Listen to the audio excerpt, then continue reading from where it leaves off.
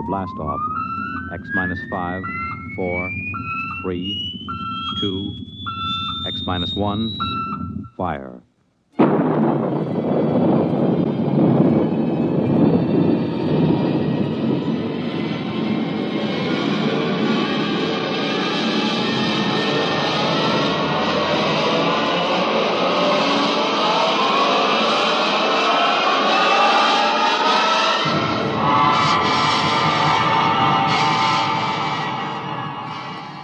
From the far horizons of the unknown come tales of new dimensions in time and space.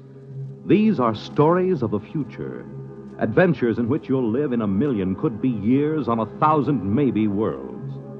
The National Broadcasting Company, in cooperation with Galaxy Science Fiction Magazine, presents X minus 1.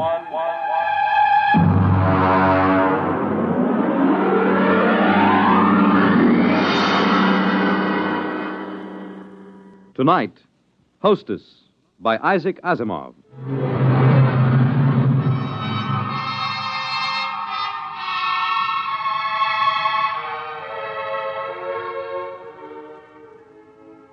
I was so happy about it when I came home, almost triumphant. I dashed in the front door, peeled off my gloves, threw my hat on the side table, and tossed my coat over the back of a chair.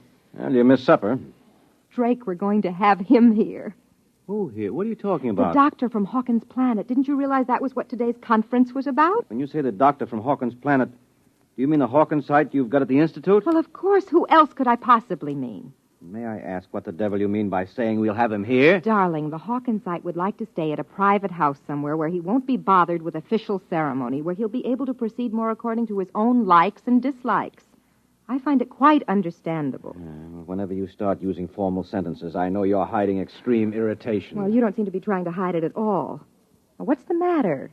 Look, I don't see where we've got room for extraterrestrial visitors. Are you serious?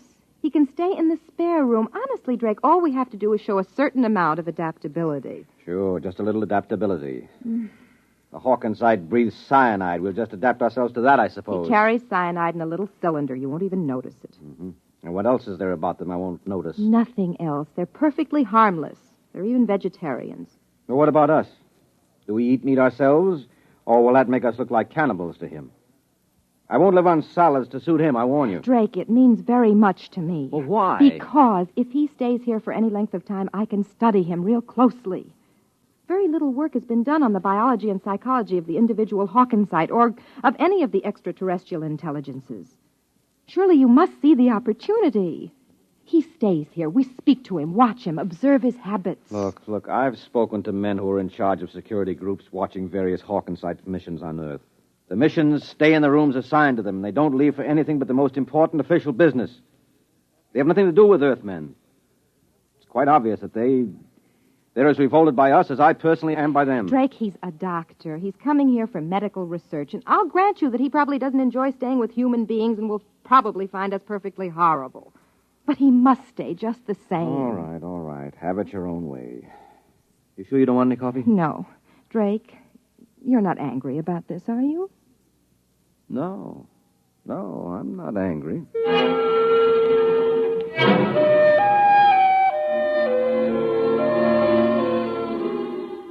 Most of my friends had been surprised when I married Drake because they couldn't understand my marrying a policeman. I explained he wasn't simply a policeman. He was a member of the World Security Board, but most of the staff at the Institute thought it rather odd that I hadn't married a biologist or at least an anthropologist, even a chemist, but certainly not a policeman. I was waiting for Drake with some apprehension that evening as I sat in the living room. Hark Tolan, the Hawkins site, was standing quietly in the middle of the room. He was not sitting since he was not anatomically constructed to sit. He stood on two sets of limbs placed close together, while a third pair, entirely different in their construction, were suspended from a region that would have been the upper chest in the human being. His skin was hard, glistening, and ridged, and his face wore a distant resemblance to something alienly bovine. Mrs. Smollett, you must forgive my English. The construction of my mouth, combined with the absence of incisors and canine teeth, is an obstacle to clear speech. I think you speak very well. Thank you. My husband will be home soon, and then we'll eat. Your husband? Well, Husband? Yes, you know. Mr. Smollett. Ah, male. Of course. You must forgive me, Mrs. Smollett. Perhaps the greatest source of confusion among the 5 known races of the galaxy lies in the differences among them in regard to their sex life and the social institutions that grow around it. I understand that. The concept of husband and wife, for instance, exists only on Earth.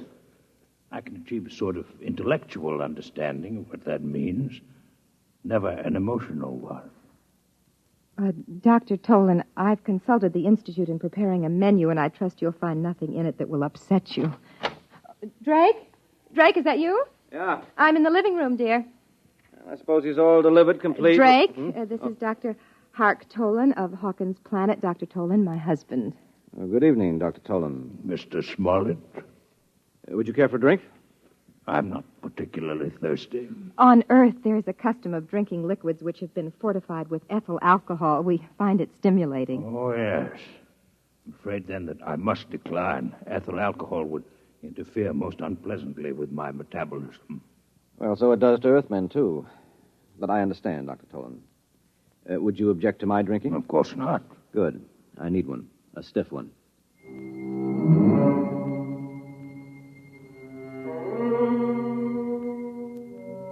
He stood at the table. I tried not to look at him as he ate. His wide, lipless mouth split his face alarmingly as he ingested food, and in chewing, his large jaws moved from side to side. There was evidence of his ungulate ancestry. I found myself wondering whether he would chew his cud later, and then I was afraid that Drake would get the same idea and leave the table in disgust, but he was taking everything quite calmly. I imagine, Dr. Tolan, that the cylinder at your side holds cyanide. Hmm? Quite so. Pure cyanide? I hope you are not considering possible danger. I know the gas is highly poisonous to you, and I do not need a great deal. None of it emerges, except when I actually suck at the tube, which is fixed at the corner of my mouth. I see. And you really must have the gas to live? Are you not a biologist, Mr. Smollett? No, Dr. Tolan. It's merely a minor government official. My wife's friends call me a policeman. Tell me, what happens if you don't breathe cyanide? Do you, just go like that? Oh, not quite. The absence of it would be equivalent to slow strangulation. Mm-hmm. It's also very painful, difficult to treat. I've done some research on the problem. I find it difficult to keep thinking of you as a doctor. I understand what you mean. I find it difficult to think of you as a policeman. I gather that you're not here on a pleasure trip. Huh? No. I intend to study this queer planet you call Earth. Queer? In what way? It's always amazing to me to find how little you Earthmen understand your own characteristics. There are 5 intelligent races in the galaxy. Over and over, it is you Earthmen, more than any of the others, who are unique. Your people are the only ones which find hydrogen cyanide poisonous. Yours is the only form of intelligent life which is carnivorous. Yours is the only form of life which has not developed from the grazing animal. And most interesting of all, yours is the only form of intelligent life known which stops growing upon reaching maturity. Well, you don't look very large, Dr. Tolan. I should say that you're an inch taller than I, which would make you 6'2". Are you young, or are you just small on Hawkins Planet? Neither. We grow at a diminishing rate with the years, so that at my age it would take 15 years to grow an additional inch. But we never entirely stop. And, of course, as a consequence, we never entirely die. Did you hear that, Rose? I never knew that before. You mean people on Hawkins Planet are immortal? No people are truly immortal. Few of us live more than several centuries of your time. Still, it is unpleasant to think that death may come involuntarily. It is something which to us is extremely horrible. Oh, we're quite used to it. You Earthmen live with the thought. We do not. This is why we are disturbed to find that the incidence of inhibition death has been increasing in recent years. What is this inhibition death? A pathological cessation of growth. It's a wasting disease, a tragic one. and absolutely incurable. It is fatal within a year. What causes it? Mr. Smollett, we know nothing about the cause of the disease. Well, then why did you come to Earth to study it? Because, again, Earthmen are unique. They are the only intelligent beings who are immune. The inhibition death affects all other races, while Earthmen are immune. Somewhere in the biochemistry of the Earthite, there is the secret of that immunity. How interesting it would be to find it. Well, now, look here. You can't say that Earthmen are immune. From where I sit, it looks as if the incidence is 100%. All Earthmen stop growing, and all Earthmen die. We've all got the inhibition death. Earthmen live up to 70 years after the cessation of growth. That is not death as we know it. Your equivalent disease is rather one of unrestrained growth. Cancer, you call it.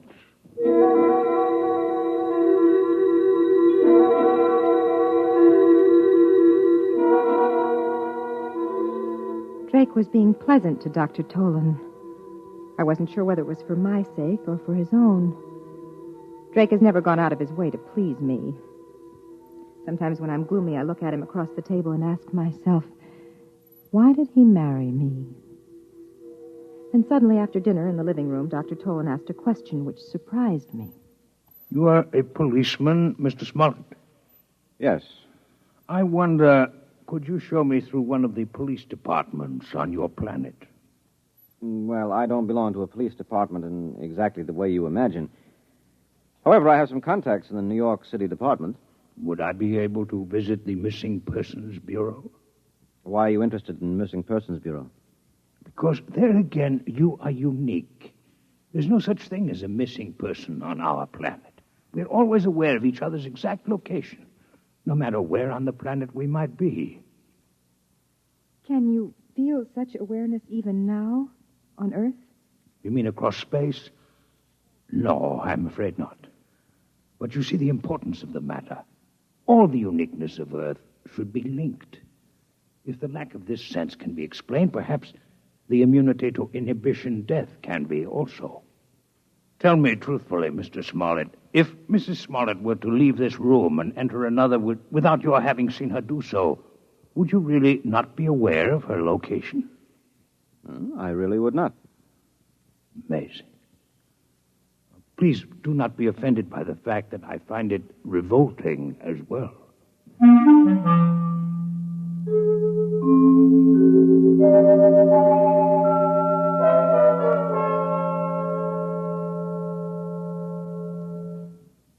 Drake?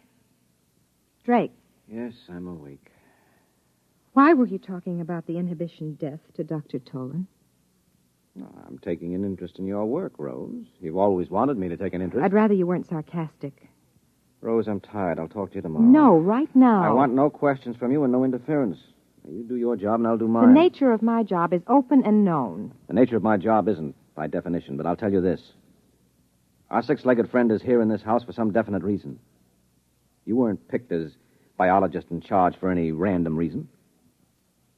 2 days ago, he'd been inquiring about me at the commission. But that's my job, and I won't discuss it with you any further. Do you understand? No. But I won't question you if you don't want me to. All right, then go to sleep.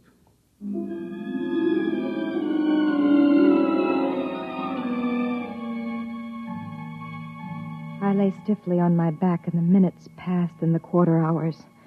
I was trying to fit the pieces together. One picture remained clear in my mind. It hovered over me mockingly. At the end of the evening, the Hawkinsite had turned to me just before he left the room. Good night, Mrs. Smollett. You're a most charming hostess. I wanted to giggle then. How could he call me a charming hostess? To him, I must have been a horror, a monstrosity with too few limbs and too narrow a face. But then I saw Drake. He turned white. For one instant, his eyes had burned with something that looked like terror. I'd never before known Drake to show fear of anything. And the picture of that instant of pure panic remained with me until all my thoughts finally sagged into the oblivion of sleep. I remember one question that nagged at me through the haze. Why did he marry me?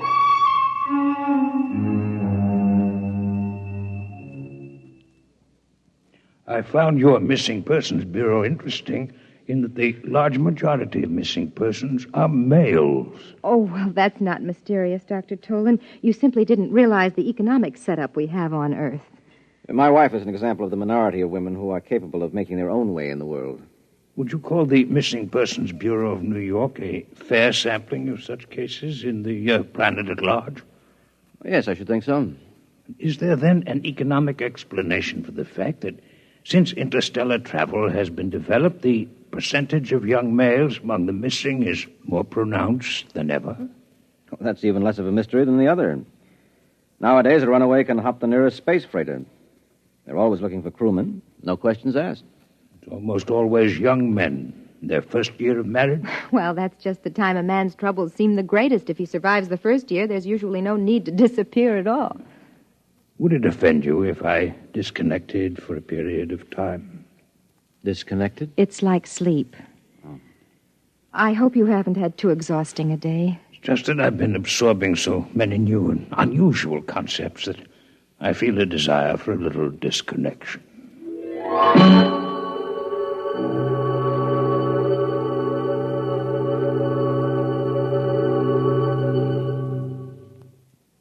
Drake, we've been sitting here for 10 minutes. Aren't you going to speak to me? About what? Last night you said you'd speak to me tomorrow. Well, I'm ready now. I thought it was agreed that you wouldn't question me about my business in this matter. I think it's too late for that. I know too much about your business by now. What? What do you mean? Drake, let go of my arm.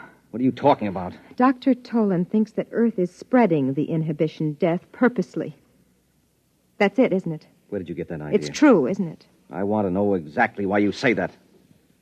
Don't play games with me, Rose. This is for keeps. Why don't you ask Dr. Tolan?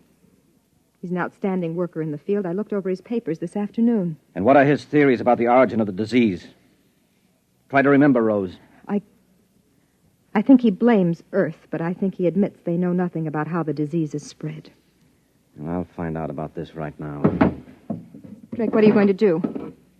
What's that? It's my gun. I'm going to ask him a few questions.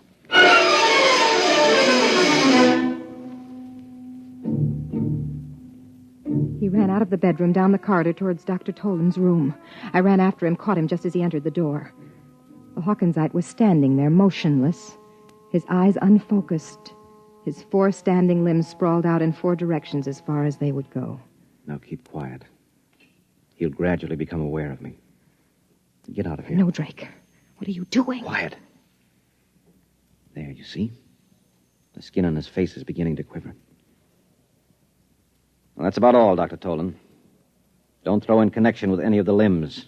Your sense organs and the voice box will be quite enough. Why do you invade my disconnection chamber? And why are you armed? What do you want? The answer to certain questions. With a gun in your hand? I'm sorry, Mr. Smollett, that the duties toward a guest are so badly understood on Earth. You're no guest of mine, Dr. Tolan. You entered my home under false pretenses. You had better shoot. It will save time. You are convinced that you'll answer no questions? Now, that in itself is suspicious. It seems that you consider certain answers to be more important than your life. I consider the principle of courtesy to be very important.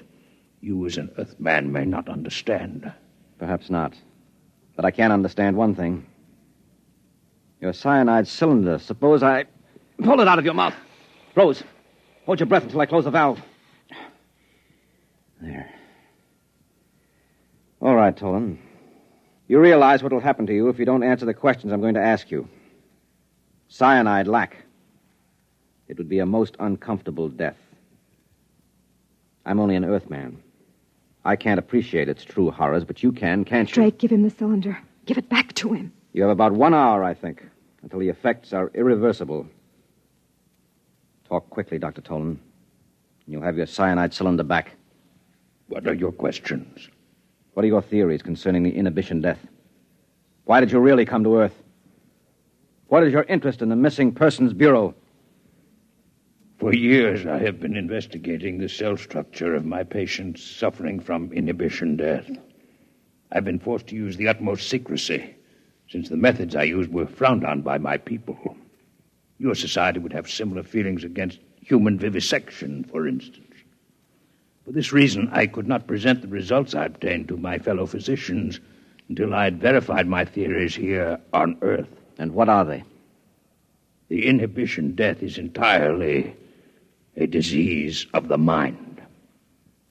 You mean it's psychosomatic? No, Miss Smollett, it is not psychosomatic. It is a true disease of the mind, a mental infection. My patients had double minds.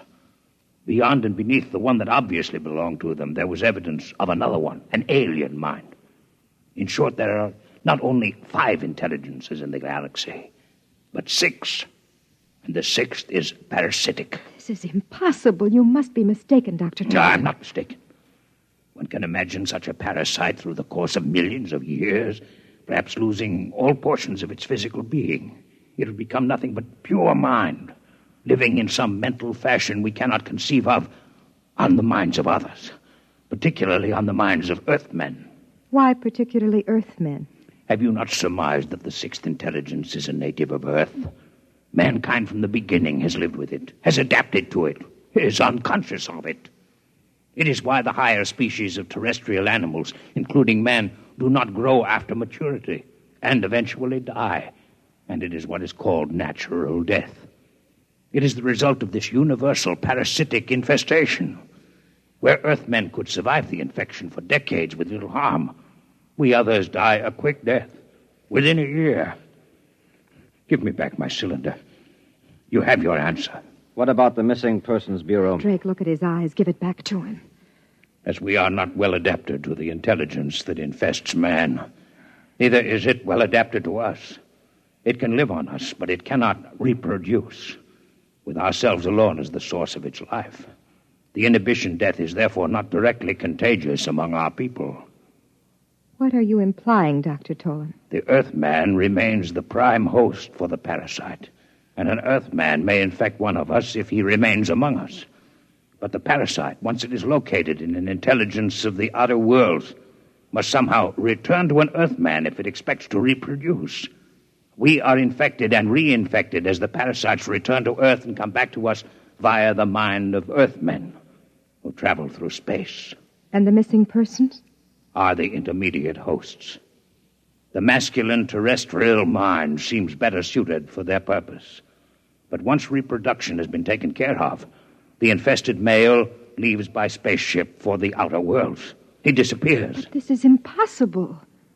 What you say implies that the parasite mind can control the actions of its host. That can't be, or we would have noticed their presence here on Earth. The control may be very subtle. It may, moreover, be exerted only during the period of active reproduction. I simply point to your Missing Persons Bureau. Why do the young men disappear? I'm quite ill now, cyanide lack, and I cannot speak much longer. And you alone of all your people have any knowledge of this theory of yours? I alone. You will give me back my cyanide cylinder now. I have become quite weak. Sure. Sure, Dr. Tolan. Rose. No! Rose, come out of here. Come on now. Come on. He's dead. He's dead. You shot Outside. him. Out. Quiet, Rose, quiet. I told you to have nothing to do with this. Let me go. I want to go. I want to go. Why? Because of something it was my job to do? You heard what that creature was saying? You suppose I could allow him to return to his world and spread those lies? They'd believe him. What do you think would happen then? They would have to kill us all to stop that disease. What he said wasn't a lie. It was true. Oh, come on. Now you're hysterical. You need sleep. I know what he said was true because the Security Commission knows all about the same theory and knows it's true. Why do you say a thing like that? Because you let it slip yourself. Now sit down. Sit down. Well, so I gave myself away, did I? When? You turned white when Hark Tolan referred to me as a charming hostess. Hostess has a double meaning, Drake. A host is one who harbors a parasite. Well, I had no idea I was so transparent. Look, Rose, I've done my best to keep you out of this. The truth can't be held down forever. Somebody else will find out. You can't kill them all. We know that, too. We have no choice. Why? Why can't we combine with the other intelligences and wipe out the parasite? No, you don't understand. Hark Tolan was right. Man and his prehistoric ancestors have been living with this parasitic intelligence for uncounted ages. We've not only become adapted to it, we've become dependent on it. It is no longer a case of parasitism. It's a case of mutual cooperation. You biologists have a name for it. What are you talking about? Symbiosis? Yes, exactly. We have a disease of our own, remember? It is a reverse disease, one of unrestrained growth. We've mentioned it already as a contrast to inhibition death. It's all very well to say that if we could remove the parasite, we would have eternal growth in life. But it's impossible for us. If for any reason the parasitic intelligence, as Hark Tolan calls it, does leave the human body, or if its relationship to the human mind is in any way impaired, growth does take place, but not in an orderly fashion. We call the growth cancer, and there you have it. There's no way of getting rid of the parasite. We're together for all eternity. To get rid of their inhibition death, extraterrestrials must first wipe out all vertebrate life on Earth. There is no other solution for them. So we must keep knowledge of it from them. Now do you understand?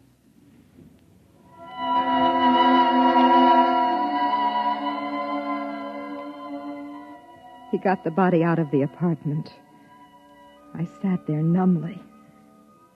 He lied to me. Cancer could not be a disease that was an expression of lost ability for normal growth. Cancer attacked children while they were still growing. It could even attack embryonic tissue.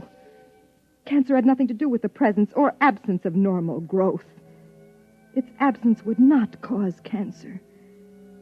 Drake lied, but no one would believe me. The young men who disappeared were usually in the first year of their marriage. Whatever the process of reproduction of the parasite intelligence was, it must involve close association with another parasite. The type of close and continuous association, as in the case of newly married couples. The parasite could control actions. I'd report them both, Drake Smollett and Hark Tolan, to the Missing Persons Bureau. But they'd never find them, for they'd be out in space. I wanted to weep, but I couldn't. I was dry-eyed, and it was painful. I'd looked for the answers to so many questions, and I'd found them all. I even found the answer to the question I thought had no bearing on the subject. I finally learned why Drake had married me. You have just heard X-1, presented by the National Broadcasting Company in cooperation with Galaxy Science Fiction Magazine. Your announcer, Fred Collins. X-1 was an NBC Radio Network production.